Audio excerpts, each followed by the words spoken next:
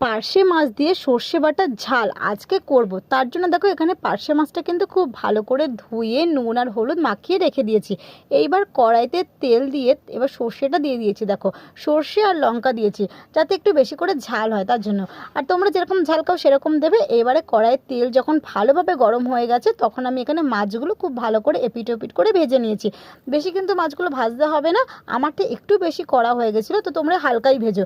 এবার মাছগুলো ভাজার পর আমি সেই তেলে দিয়েছি কালো জিরে ফোড়ন। আগের থেকে সর্ষেটা বেটে রেখেছিলাম সেই সর্ষেটা দিয়েছি, আর সর্ষের বাটি ধোয়া জলটা একটু দিয়ে, আর এখানে গুঁড়ো মশলায় আমি দিয়েছি নুন আর হলুদ দিয়ে বেশ একটু নাড়াচাড়া করে ভেজে রাখা মাছগুলো এর মধ্যে দিয়ে দিয়েছি। দিয়ে আরেকটু ভালো করে নাড়িয়ে এবার এর উপর থেকে ছড়িয়ে দিয়েছি ধনেপাতা। ব্যাস কত সুন্দর রেডি হয়ে গেল সর্ষে বাটা দিয়ে পার্শে মাছের ঝাল। রেসিপিটা কিন্তু খেতে দারুণ হয়েছিল, তোমরা কিন্তু অবশ্যই বাড়িতে ট্রাই করো। আর রেসিপিটা ভালো লাগলে আর আমার পেজটা কিন্তু অবশ্যই ফলো করে দিও, যাতে তোমরা আরও নতুন নতুন কিন্তু ভিডিও দেখতে পারবে। বাই।